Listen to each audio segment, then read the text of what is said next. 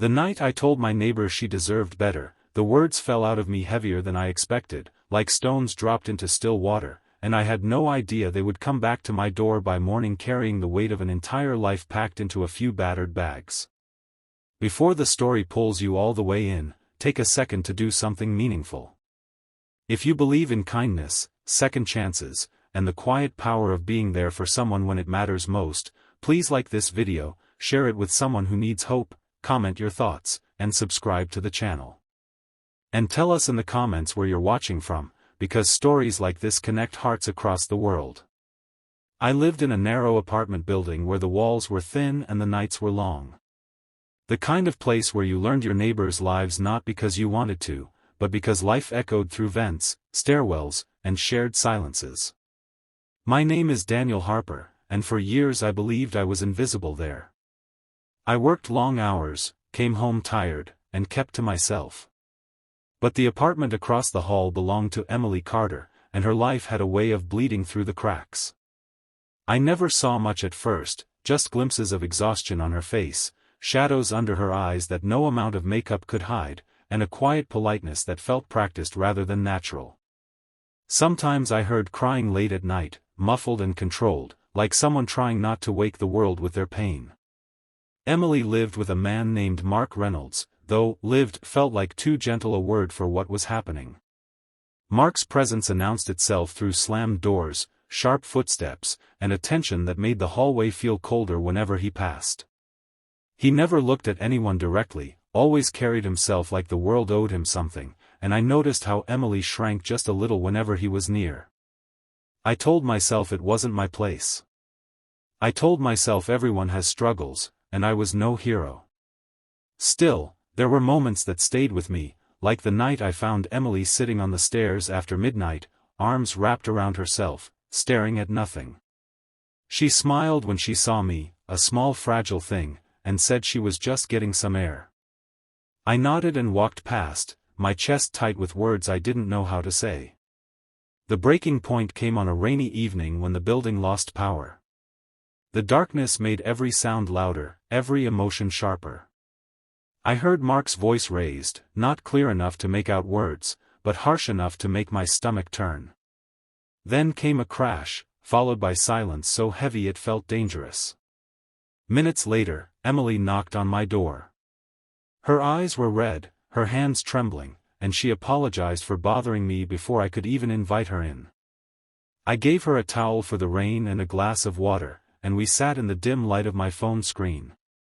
She tried to laugh it off, tried to minimize everything, but the truth sat between us like an open wound. That was when I said it. I told her she deserved better. I told her no one had the right to make her feel small, afraid, or worthless. I told her that whatever she thought she was holding on to, it wasn't love if it hurt this much. The words came out raw and urgent, fueled by months of quiet observation and my own regrets about staying silent in my life when I should have spoken up. Emily didn't cry then. She just stared at the floor, nodding slowly, like someone hearing a truth they had always known but were afraid to face. She left shortly after, thanking me again and again, and I went to bed uneasy, wondering if I had crossed a line. I told myself she would forget my words by morning, bury them under routine and fear, and life would go on as it had before. But the next morning, there was a knock at my door that changed everything. When I opened it, Emily stood there with two large bags at her feet, her hair pulled back, her face pale but determined. Her eyes met mine with a steadiness I had never seen before. She didn't say much, just asked if she could sit for a while. I stepped aside, my heart pounding, and watched as she set the bags down like she was finally putting down something much heavier. She had left Mark. She said it quietly, as if saying it too loudly might undo it. She told me she packed while he was asleep, her hands shaking the entire time, my words echoing in her head with every item she folded. The days that followed were not easy. Emily slept on my couch at first, restless and anxious, waking from nightmares where she was back in that apartment, trapped in endless arguments and broken promises. She jumped at sudden noises, apologized for everything, and carried guilt like a second skin. I struggled too, not knowing how to help without overstepping, afraid of saying the wrong thing. There were moments when doubt crept in, when Emily wondered if she had made a mistake, when loneliness felt heavier than fear ever had.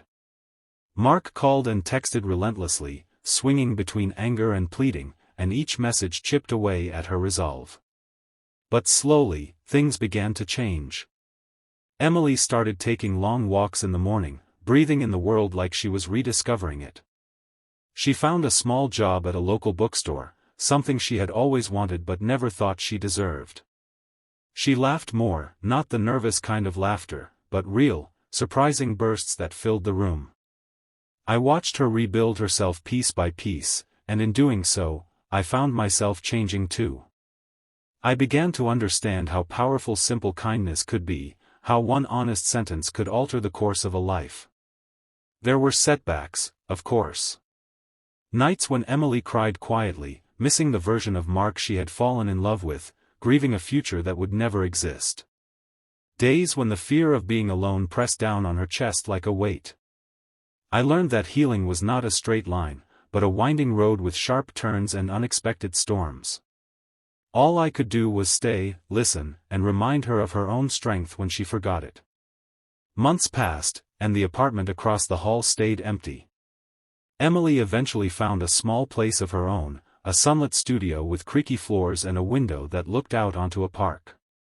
The day she moved out, she hugged me tightly, her gratitude overwhelming, her eyes bright with a confidence that felt earned. Life settled into a new rhythm, quieter but fuller. We still talked, still shared moments, but her life was hers again, and that was the greatest gift of all. Just before the ending of this story, take a moment and comment one word that represents what kindness means to you, because your words might be the encouragement someone else needs to hear today. Looking back now, I realize that night wasn't just about Emily. It was about all the times we see someone struggling and choose silence because it's easier.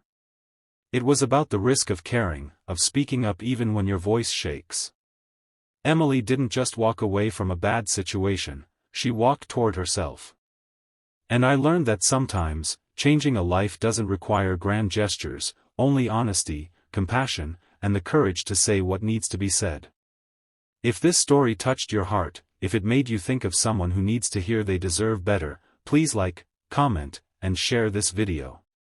Your engagement helps these stories reach people who might be standing at their own doors with invisible bags, waiting for a sign that it's okay to choose themselves.